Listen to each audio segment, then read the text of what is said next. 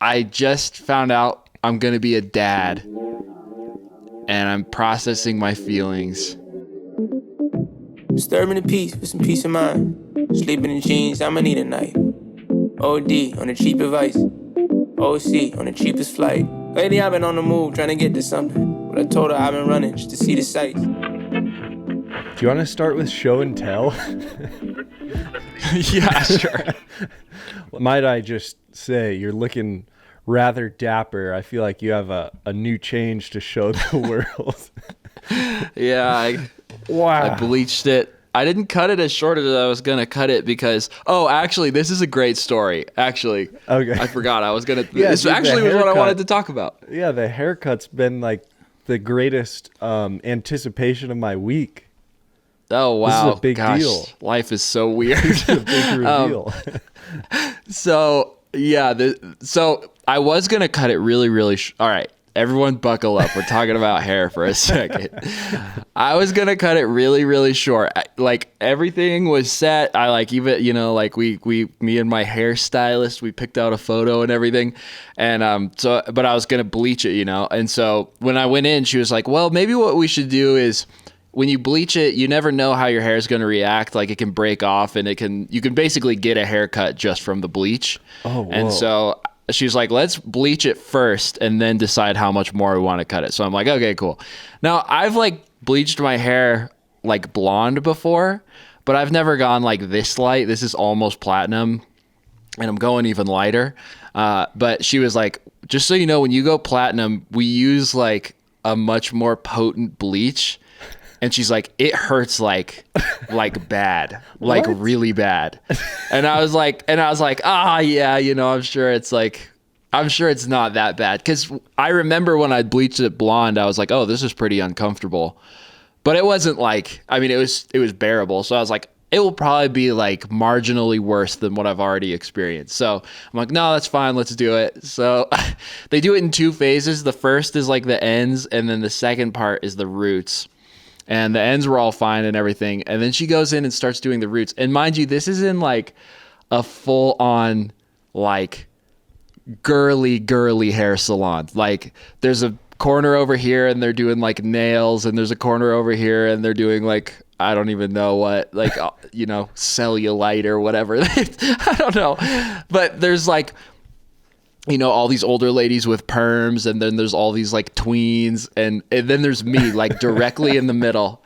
And she starts putting in their like root bleach, and it's like at least 3 times worse than any tattoo I've ever gotten. Oh but my it's God. It's on your entire head, like your whole head. Oh, and like a burning now at this, sensation? yeah. And I was like, this is like pretty bad. And then she's like, oh yeah, like, she's like, a lot of times what can happen is your scalp can react negatively to it, and it's literally burning, like it's bleeding and bubbling and like, and she's like, yeah, it happens. Like that's just kind of the way it is. You just got to sit it out. So I have to sit through this for like 40 minutes is how long it takes for the whole thing to like, settle through. And I keep thinking like, it's gonna mellow out at some point, but it was progressively where every minute was like worse than the last minute. And every minute I'd be like, it can't get worse than this. It cannot get, and it got worse and worse and worse. And I'm just sitting here while everyone is like, oh yeah, boys can be crazy. And I'm like 7 out of 10 pain. Oh, but I have to look like I'm handling it well. And so I'm like gripped and I'm sweating, and my hairstylist knows, like she can tell. And so, yeah, I get to the point that's like critical mass, and I'm about to tell her like, I can't take this anymore. And she's like, I'm mixing up the next step. You just have 5 more minutes. And dude, I met God those 5 minutes. I was like, this is God. Yeah, it was, I don't know if maybe like I had like some sort of allergic reaction to it or something. But the thing that was crazy is once you rinse it out, it immediately feels better. It immediately feels like there's nothing wrong. Really? Yeah. Yeah. Huh. So I survived. But dude, it was an experience. I couldn't believe it. No one had ever told me if you go platinum that like there's a chance you could like go into a new dimension. No kidding. That's insane. I just had no idea. Yeah, I know. I had no idea then. No. I had known it was going to be uncomfortable, but it was. And you still have to do so another. You still have to do another round now. You're going even lighter. Yeah. That So one's I'm gonna not be till like 9 out of 10. If that one's even lighter. I know. Well, it's not till the end of March, so I got some time for my. Oh, okay. Because my head is like. You should Like start under doing the some... hair, it's just like nasty, dude. Oh, really? Because I was bleeding and like, it was gross. it was bad. You got like a scalpy, blistering scalp right now. Yeah. But the good news is it looks sick. I'm wearing a hat right now because I just woke up, so it's a little crazy. But dude, it does look sick. It does look sick. You look like a Yankees player from the 1970s. Nice, awesome. The B is for baseball. Yeah, exactly. That's what made me see it. You should start doing like pain tolerance training up until the next appointment. That was what was crazy was I thought I had a pretty high pain tolerance. I was like, oh, I can get through anything. Cause like I've never been in a tattoo where I'm like, I have to tell them to stop. I've never had that. But this was like, it was like right on the threshold. But the thing is it's like, I was thinking, I wonder if I'm having an allergic reaction and this pain isn't going to go away. Like, I think that's what was freaking me out more than anything. Yeah. Like, once they rinse it out, it's just going to, like, stick around. Yeah. So I think that fear made it compound, but... Man. We got through it. I think you could get pretty inventive. I think you could make, like, a bucket with a bunch of needles in it and start putting that bucket on your head every day and slowly put more and more books on top of the bucket. Or that's a good idea. Yeah. Well, she said a good practice is to like eat a full meal before you go in and take 2 Advil, and then it makes it a lot better. And then she also said if you go in high, it hurts like twice as bad if you're high. Oh no! Like if you smoke a bunch of weed and then get your hair bleached, it's like unbearable. Oh my god! Which, jeez, there's some really good hot tips in there for hair dye, I guess. Yeah. Okay. So for now, our even more niche focus grouped audience member is like even more niche now. It's like the filmmaking, fingerboarding, bleached hair. Well, hey, then we may as well stay on brand. I'll give you my show and tell. Okay. It's going to be a new fingerboard. Look at this, baby. Oh, wow. Did you make it? Yeah, it's a prototype for the audio listeners. Okay. It's a hand poured concrete quarter pipe. Wow. Yeah, it's just a prototype. I made it really jankily last night, just with like a cardboard. Oh, I almost dropped concrete in my coffee. Oh, it hasn't set all the way. Right. It's still wet. I mean, it's dry enough to like hold shape, but it's definitely still drying. But yeah, I just made a super janky cardboard quarter pipe molds last night and used chicken wire as like rebar for it. But I just wanted to see if I had the concrete mix right last night. So yeah, it's not the highest quality work yet, but we're gonna get there in time. You know, it's a process. Wow, we're so cool. I know. That's awesome, dude. I'm pretty stoked about it. I watched so many videos. Man, I'm just gonna throw in, if you don't mind, let me just throw in a guest star pick of the week because I don't have one this week, so it's Jake's pick of the week. All right, I'm subbing in for the pick of the week. I was researching, trying to figure out concrete recipes, best way to do it, all of this stuff. And I came across a video called Fingerboards Outdoor Spot 2014.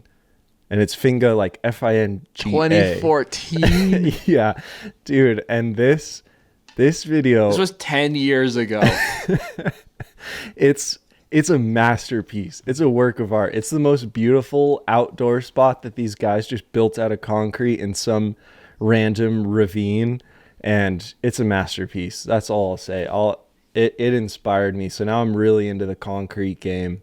Dang. Well, I'm excited because I don't know if I have quite that level of dedication to the culture, but having you around, I can pick up all your failed experiments.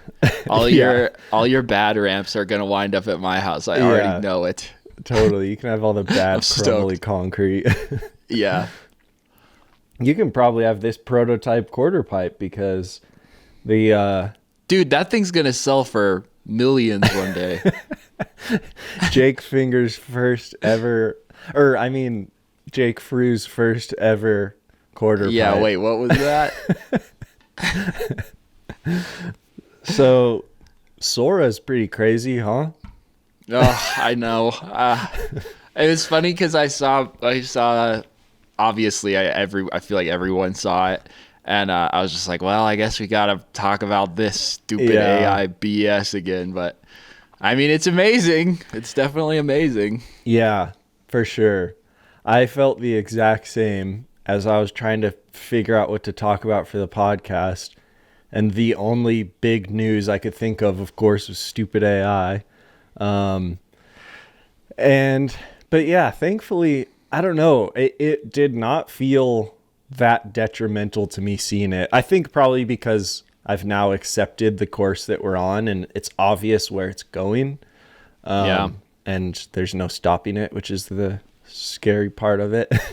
But I still feel the same, where it's like, yeah, okay, now it's turning into what we thought it would, where anyone can create any image in a video. But I still don't think that's going to change the fact that it's just like having access to the greatest stock footage ever. It's like, okay, great. What are you going to do with it? Like you still have to figure out how to make something compelling with it. And that doesn't change if you have a beautiful image or not. Yeah. The thing that I mean, it's going to be so funny looking back on this and just being like, wow, that was like even a thought back then. But like for me right now, something that I don't see people being able to do is basically make consistent, like you generate one, right? And it gives you like a character and a setting and a scene and a lighting setup and everything.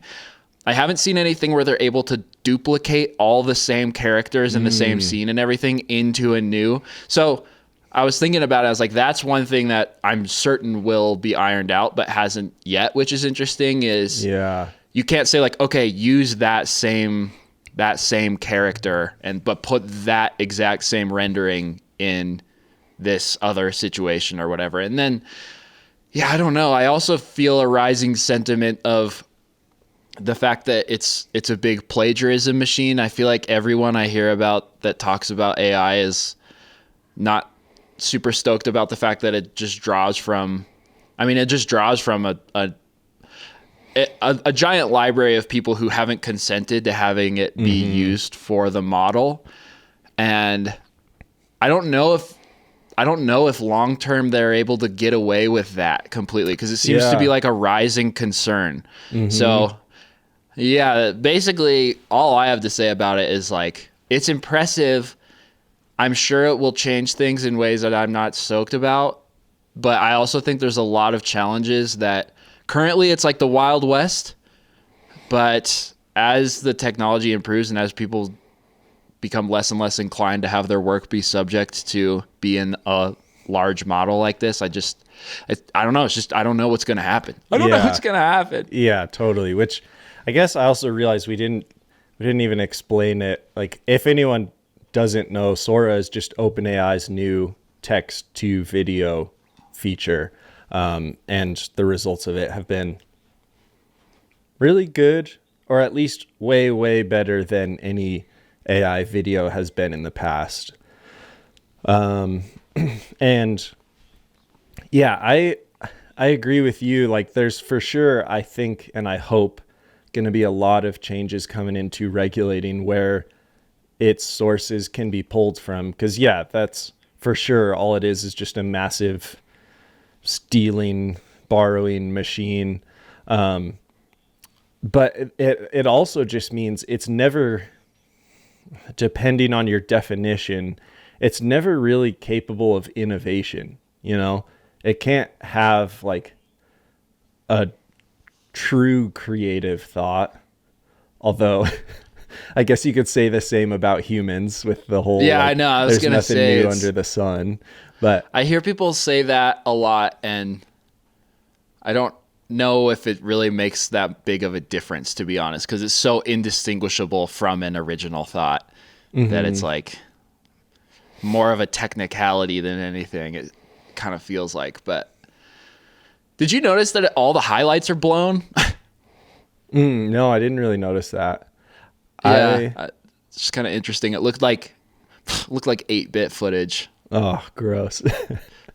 Yeah, it mostly looks like video games too. Like even with Mid-Journey photos, they're always like so recognizable right away and look video game-ish or like rubber-like. I feel like that still is definitely there in the Sora stuff as well. But I don't know. I had the thought of, remember when it was like early Instagram days and it was just supposed to be an iPhone photo app, and then people started using DSLRs for their Instagram photos, and it just felt so unfair, and it felt like those people were just so much better than everyone else. But then it has, it got to the point where it's like, okay, now everyone has good cameras. Now everyone has DSLRs. And you kind of realize that those people weren't actually that good. They just used a nice camera and it became this like same genre. I feel like it's kind of that same type of thing all over again, where it's like, okay, yeah, there's a new tool available that's going to look really cool and flashy, but ultimately it's still going to come down to like who uses it in a compelling way versus just making the nice looking Instagram genre. I don't know. Yeah, I don't know either. It's hard to say. I really don't think anyone can fully predict what the implications are. But yeah, I feel like the pretty obvious one is just that stock footage might be in trouble. Yeah. Jeez. I don't think that's a hot take. Man. Yeah. And honestly, I feel like has already been in trouble because I don't know about you. Anytime I need stock video, I just use Pexels or Unsplash, and they're both free. They're both just community sourced. And oh, really? Yeah. I don't think I've ever really used stock footage. If I do, I just pull it somewhere with the Shutterstock logo still on it. Yeah. Yeah. Just send it. Yeah. So I don't know. I can feel us both just being bored talking about it because it's like, yep, AI still the same, still don't really care. Yeah. But it's just like like the output of the images is really cool. Like I'm talking about like whatever, I guess like analog filmmaking now is I suppose what it is. But like I love filmmaking, and I love the output and everything, and I love getting beautiful shots and everything. But more than that, I just like the craft. I like going outside with my camera and making it. And like if it becomes indistinguishable from something that is like handmade, craft made, or actually experienced, like whatever, the person getting the most out of going and shooting is me, and that's not going to change. Like I'll be able to tell what I actually filmed and saw with my own eyes and what, Yeah, totally. And so for me, it's like I am the most important end customer of my creative work. And no AI is going to change the fact that if I go on a road trip and film the whole thing, that footage is going to be way more valuable to me than if I generated some road trip footage. It's just like it makes no difference really. Ultimately. Totally. Certainly in the world of like storytelling and whatever. Yeah, people will be able to get away with a lot more for a lot less resources, but it's just like, I just don't care. Mm-hmm. Yeah, that's exactly what I was going to say. That I feel like that's why I always kind of glaze over thinking about it or talking about it, because it is eliminating the part of the process that I get the most joy out of, the most satisfaction out of. Really the only reason that I'm still doing video is because of the filming, Yeah. Like I already have such a hard time sitting down and editing for lengths of time that if that also included sitting down and generating shots and trying prompts over and over to get the right shot and then having to edit it, dude, I'd quit. I'd become I'm gonna go get a different job. Yeah, exactly. Or go into concrete pouring or something. Like another good example is I've shot a bunch of stuff on my actual film camera, and then in the membership, people have asked me like what my Cineprint workflow is to get the look, and then the answer is it's not Cineprint, it's 16 millimeter. So for them, there's no way to tell the difference. You just assume it's like fake 16 millimeter look, but it's real 16 millimeter. But I don't care. I'm not over here like, how dare you not know the difference? There's so much more that goes into that or whatever. It's just like, it means something to me, and that's all that I really care about. So yeah. I don't know either. I still believe in humanity, but time will only tell. And I was writing this thing earlier, and anyway, basically, I just think sincerity is like, I think people are really, really good at detecting sincerity. Mm-hmm. And like, by definition, you can't fake sincerity. And I don't know. Who knows? I don't know, dude. I don't know what's going to happen. And I just don't really, and I don't really care. And the truth is, if AI comes along and replaces everything I do completely, that's fine. Like, I'm going to go do something. I'm not like so married to this that it's going to ruin my life. I don't think. Yeah. So. Seriously. If anything, I wouldn't mind being forced into a life that was a little more physical and a little less digital, if it just rules the whole digital space, so be it. Then I can exit this never-ending mess. It kind of makes a weird parallel to like everyone quitting YouTube. I watched another everyone's quitting YouTube video, and he was basically proving the fact that most of these channels last an average of 10 years. And after you're like, when they start really picking up like with success and everything. Yeah. And they're like, after 10 years, it just sort of seems there's something that happens where it loses its luster and everything. So for me, I'm kind of like, I kind of see this as a fun chapter anyway. I don't really see it as like, oh, I'm going to be making YouTube videos when I'm 86 years old. Yeah. Like, so I don't know, be it that it replaces everything we do. I don't know. You can have it. Yeah. It's fine. There's more to life. Yeah, for sure. But, so anyway, that's AI Corner. Yay. Yay. Thank God we're done with AI Corner. Yeah. I'm so sorry I don't have any updates on any space stuff. Oh, I had to say something. I freaking thought of a joke for last week's episode, and I gotta say it, dude. Oh, good. Okay. We were talking. Good. You were talking about how week delayed. That's okay. I'll set it up. You were talking about how we only want to talk about Japan when they land the moon landing thing upside down, and then no one cares once they flip it upside down. And what I should have said, dude, is if you don't love me at my upside down, you don't deserve me at my right side up. Okay, there you go.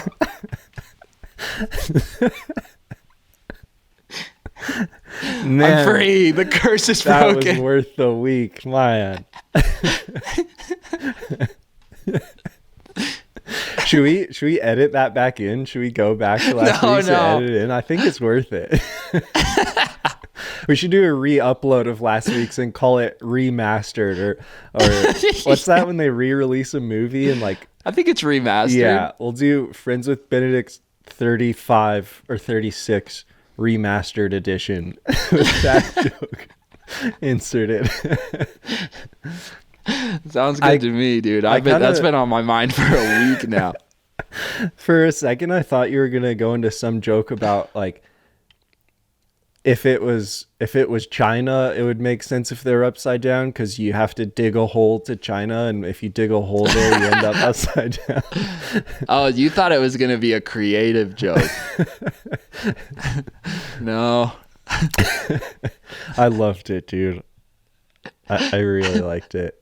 We hung up last week and I was like, that would have been so awesome if I said that. Yeah. Oh man.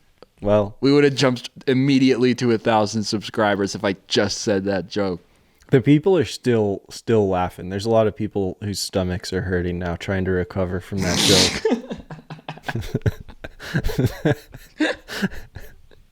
So get it together, everyone. We can talk about AI again to bring you back down if you're laughing too hard.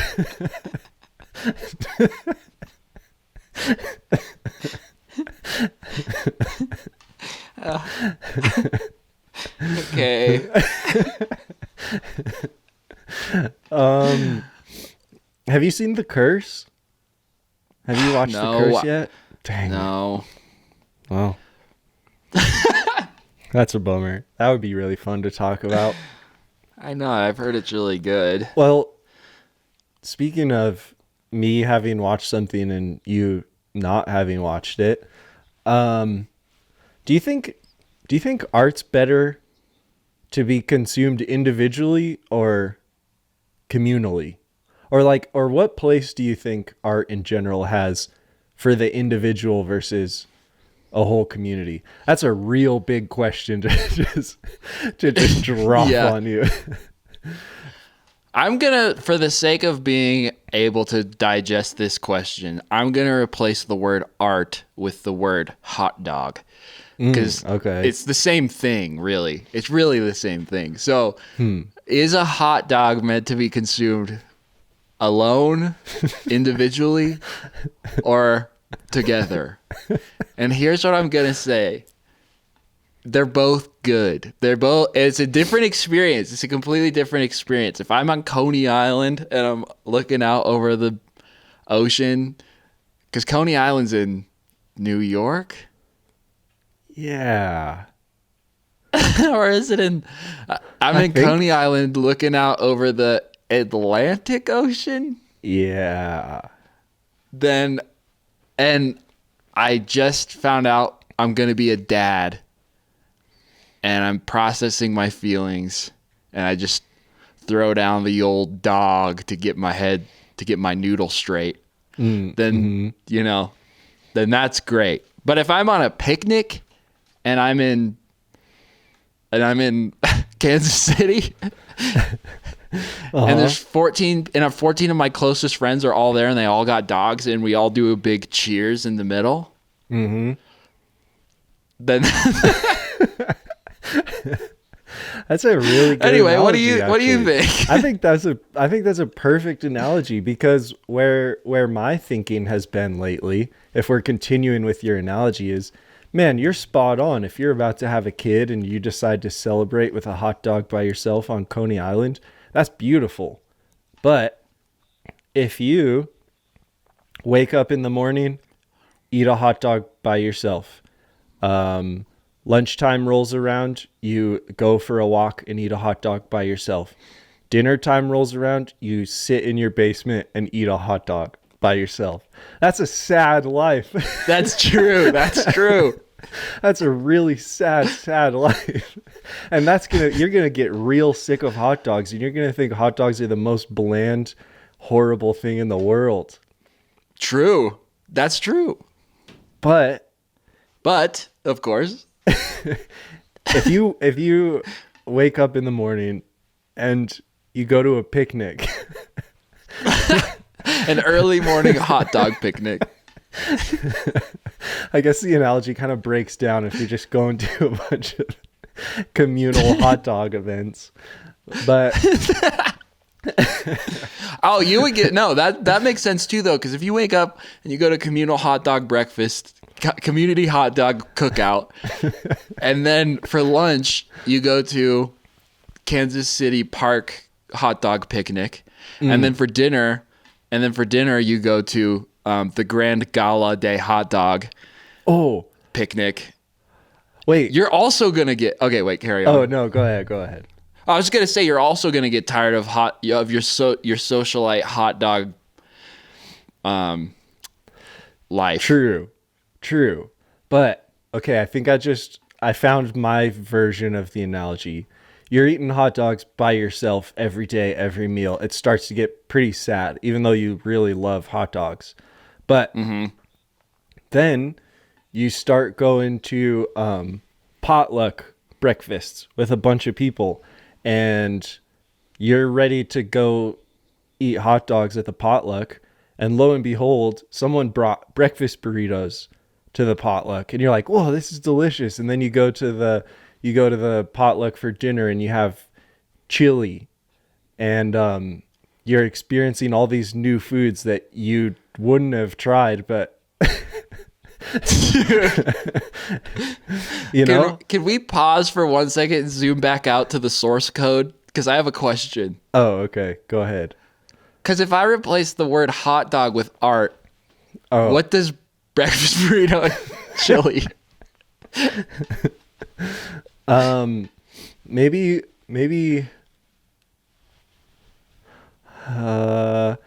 hot dog is just a genre of art. Okay, it's a medium. You know? Hot dog is merely a medium. Yeah. Well, I guess if I disappear from analogy land, I guess back into the matrix. Yeah. I guess my real thinking was like, I don't know, it feels like, I think you're totally right with your initial analogy that there should be this balance of sometimes it should be a very individual personal thing and sometimes it should be communal thing. But I don't know, for me personally, I've realized just how big of a difference it makes consuming art with someone versus alone, just because I think we are massively skewed towards alone because of, obviously because of our phones, society. Because of society, because of just how individualized everything is.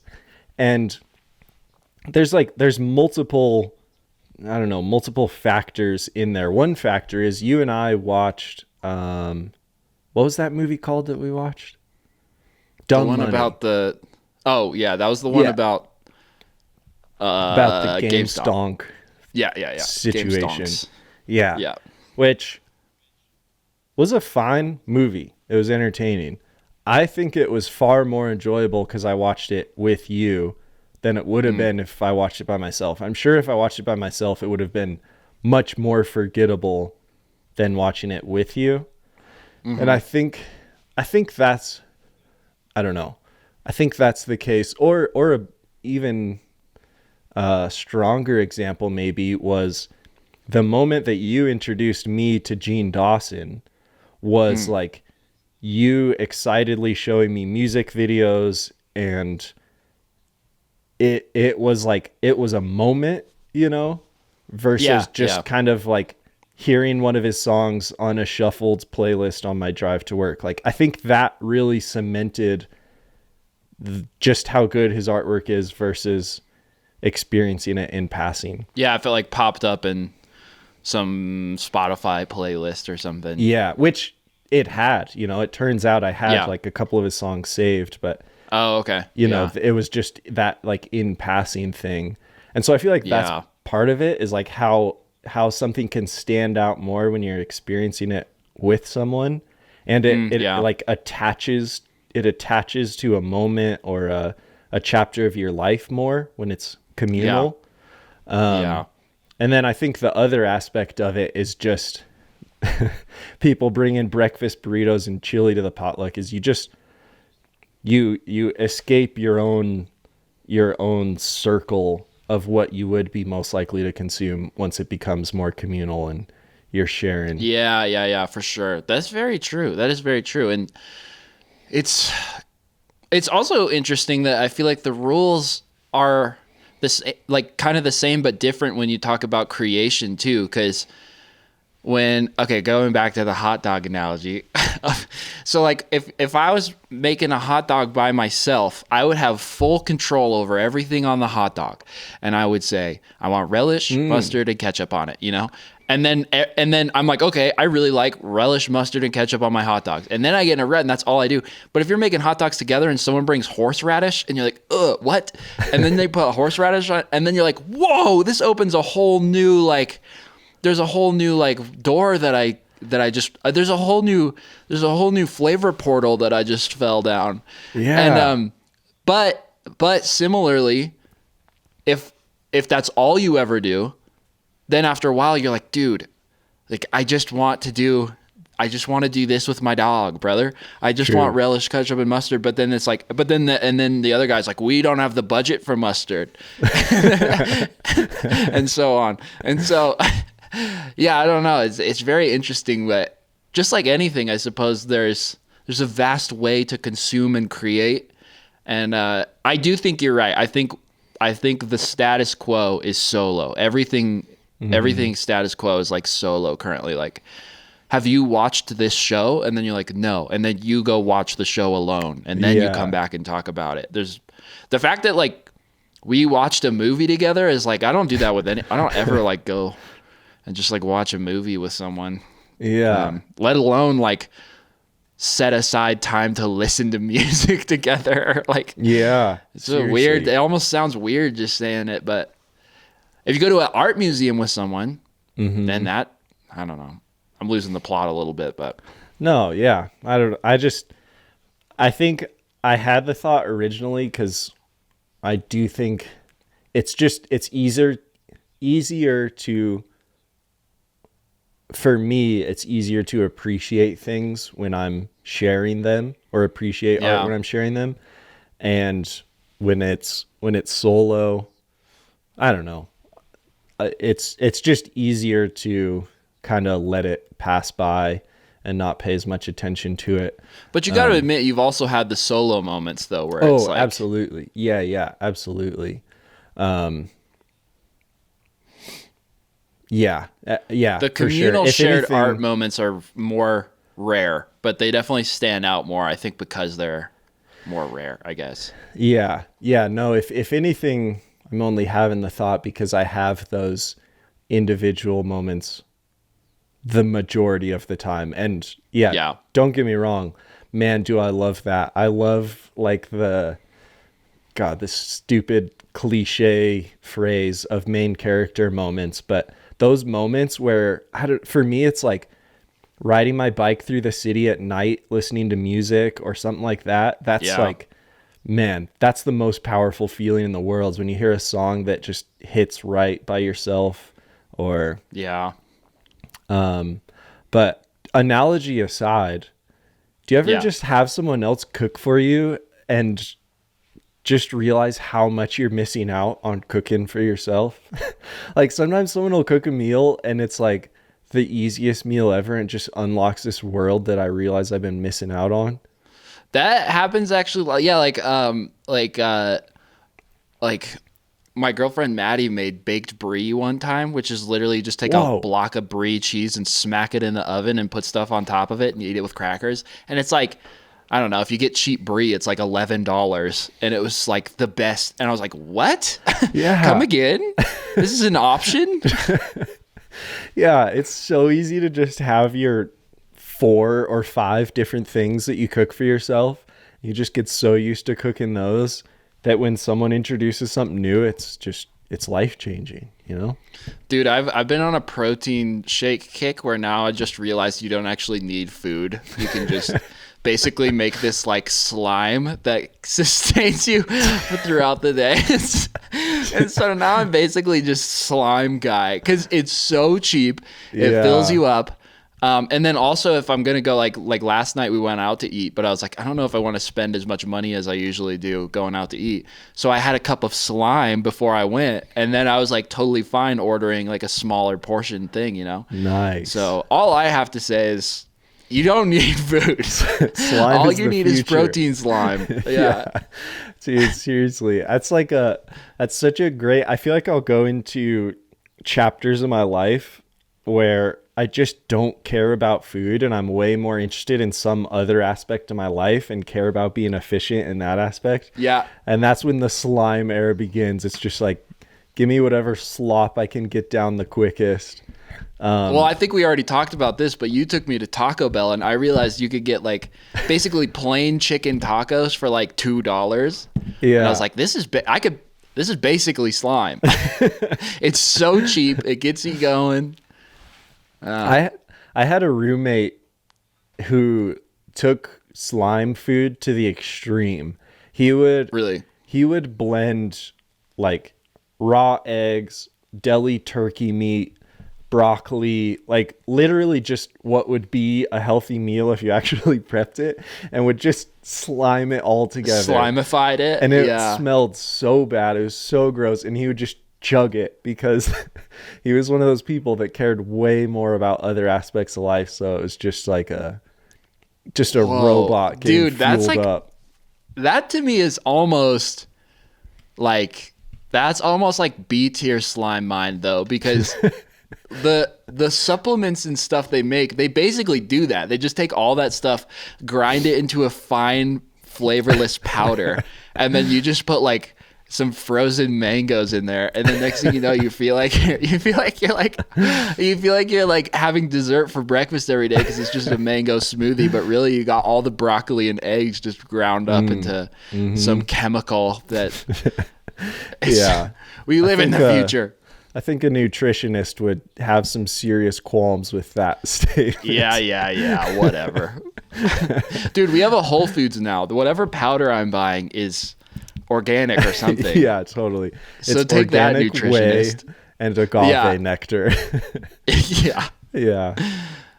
Dude, yeah, I mean, total side note, like basically everything we've ever talked about on this stupid podcast. But I've been trying really hard to get like basically this summer bod going. So I've been going real hard at the gym, and I'm like, I'm gonna like put on some muscle weight, you know. And so I've been prioritizing eating as much slime as I can. I go to the gym like as often as I can. I got like the whole program in. And so I made the goal. I was like, I'm not gonna weigh myself for a month. I'm gonna do everything right, and then a month later I'm gonna weigh myself and go, oh yeah, good job, Shafe, you're doing it. So I've been on this program, and I just got to the end of the month 2 days ago, and I weighed myself, and I lost 9 pounds. What is slime? What am I doing wrong? Oh man, dang! Not getting any stronger. Slime let you down. Yeah. I don't know. Maybe you just lost all that excess fat you were carrying around. True, I did have quite a bit of that. Yeah. You got big beach plans for the summer?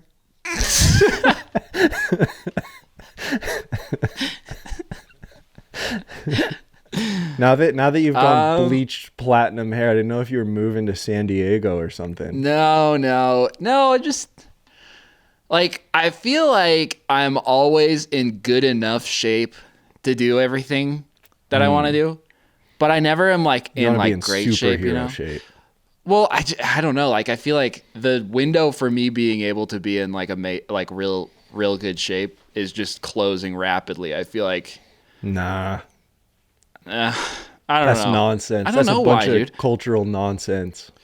You know what's wrong with society is that if you want to get the beach bod, everyone thinks that you have to go to the beach. What? I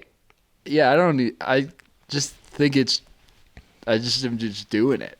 Okay, that's kind of the thing though, is like I've been going to the gym like a crazy person and being just an absolute slime guzzler, and I don't really know why. I don't really have any motivation. Like I'm just kind of like, well, Man, I sleep better. So that's nice. I also just feel like, dude, I feel like Valentine's Day is the jumping off point for spring fever.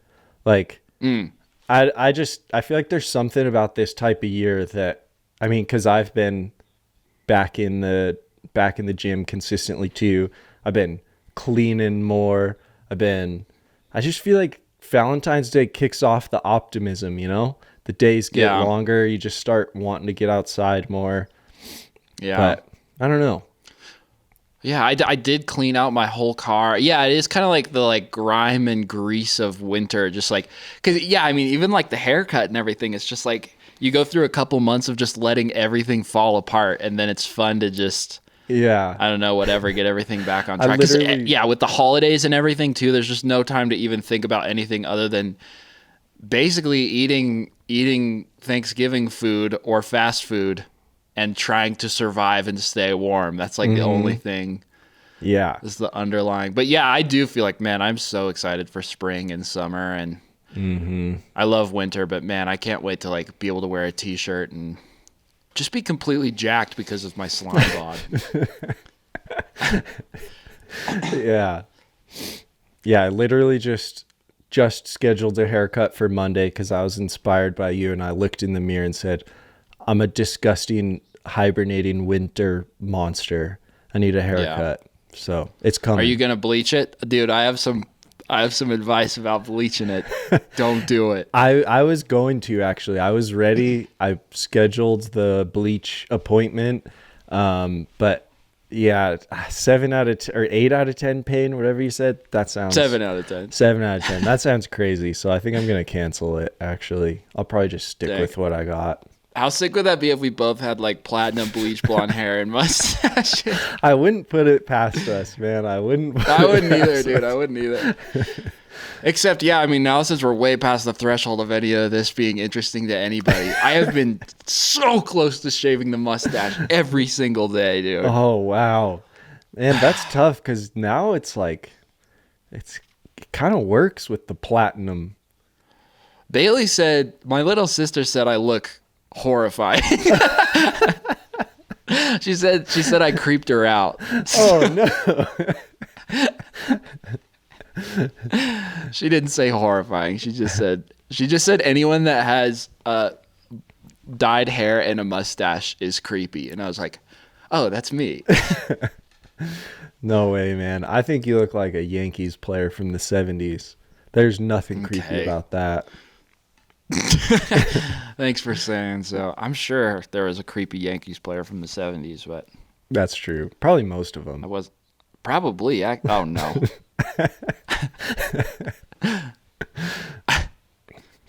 I need more tattoos. That's what I need. I need tattoos and more slime. Baseball. This is the worst podcast. I know. This is the worst episode in a long time. Yeah, we talked about is nothing. Anything happening? It's like almost like nothing is happening right now, Nothing's dude. Really happening. All I care about right now is building this concrete fingerboard park. So I'm going to apologize that I think that's why the podcast was so bad. I got nothing but concrete on my brain. I'm going to go start pouring concrete as soon as this is over. And that's all I care about right now.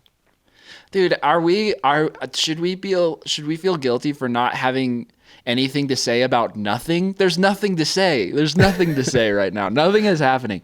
Except, did you see CoffeeZilla's? Actually, this is maybe topical. Did you see CoffeeZilla's video about? Or actually, it wasn't CoffeeZilla. It was some other guy that made a video about like the downfall of the popular podcasts, and then CoffeeZilla reacted to it on his second channel. I think so. Was that the one where he was talking about how it's dangerous when you have experts talk for 3 hours because they run out of expertise. They know for a half hour and then they talk about nonsense for the other 2.5 hours. Yeah, it was funny because I watched that video and yeah, the basic sentiment was with all these like the huge podcasts like the Joe Rogans and everything. They have all these experts on, but you can only be an expert in so much, and so eventually they devolve into talking about things that they're just none of them are experts on. And it's sort of a problem because it's a little bit of a originating ground for just false information and also just wildly uninformed takes about all sorts of different things. And I was like, wow, that sounds a lot like our podcast minus the 30 minutes of anyone being an expert on anything. Yeah, totally. I think I had that exact same thought, honestly, when I saw that. And I feel like there was a comment or something, I don't know, that basically said the real problem is taking everything everyone says as fact, which I would just say as a disclaimer for our podcast, we don't know what we're talking about ever. Yeah, dude. Yeah, absolutely not. Hot dog it's not the same thing as art. That's not a fact. Slime is not the only way. That's not a fact. Well, it seems like we probably have some serious apologies to make. Do we? Well, I'm sorry that this was the most nothing podcast ever. That's a good one. I'm sorry that we don't know what we're talking about most of the time, but I'll say, man, if you're here at this point in this episode, I really appreciate you because I don't know why, but I'm glad you're hanging out with us. Man, yeah. I'm sorry. I'm sorry, broadly speaking, on a global scale, that I talk so much with so little to say. I'm sorry to the nutritionists out there. I'm sorry to everyone I'm sorry to anyone that doesn't care about hair and workout talk. But that's not anyone, that's everyone. So I'm sorry to everyone. And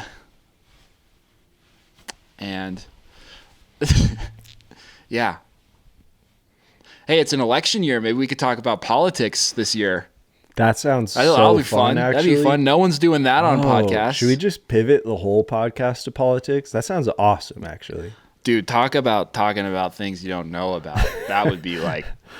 God. Yeah. I went to a... this is like the most political I'll ever get on this podcast, but there was this discussion thing I was privy to that was very political, and regardless of what side it was advocating for, the basic sentiment of everything everyone was saying was, we need change. We need to vote for change. And I just remember thinking, I don't think anyone would disagree with that. And then I also just remember thinking, basically the point of this whole thing was, no more bad stuff. We want good stuff. And so that's officially my political leaning, is no more bad stuff. Dude. We want good stuff. And it's particularly hilarious in an election year where neither candidate is a change, because both have already been president before. I know, it's so you true. Literally cannot elect change. Yeah, I was just kind of dude, you could take everything everyone said, lift it up, put it in another, the other political party, and they're saying the same thing. They're just things are so bad, we gotta change. The other side is doing things that are super bad, and we want to do things that are way good. And then the other side's saying the exact same thing, but it's my only thing I'm saying is, hey, if you're gonna be a political speaker, and I'm not, but just maybe grace the masses with some specifics, because everyone wants change. Hey, since you got the most political you're ever going to get, I'm also going to get the most political I'm ever gonna get. Everyone loves to spout their opinions about the highest level of politics, right? And there's so many arguments about the highest level of federal government politics. What I'm gonna say is, man, if you want change, just care about your local community first, the most, you know? Like, care about what's going on in your neighborhood, what's affecting your neighbors, what's affecting your district that you live in. That's where you're gonna be the most helpful. So there's my soapbox. Even before that, check in with your friends and your neighbors. Yeah. Just be a person first. And then, that's what I mean. Yeah. Yeah, a political tool second. I have a friend who only, I mean, he's super politically involved, but he only votes in rallies locally. He does not vote federally, just because he's like, it's like what's, you know, I don't know, it's way more effective for sure. Yeah. Yeah. So no more bad stuff. We want good stuff. Yeah. That beautifully concludes our discussion of not being experts on anything and then becoming the most political we've ever done. But I'm really sorry this was a nothing episode, but if you're here, appreciate you big time. Maybe leave a review on whatever podcast thing you're on. Actually, don't leave a review after this episode. Maybe go listen to a different episode and then leave a review. And yeah, see you next week. Maybe. Amen. Yeah. Amen. If you don't like this music, you don't be listening to it. You know, I'm just a dude that you know, or something similar. If you don't keep it real, then you go somewhere but here, cause you know we're only losing control just for a minute. Oh.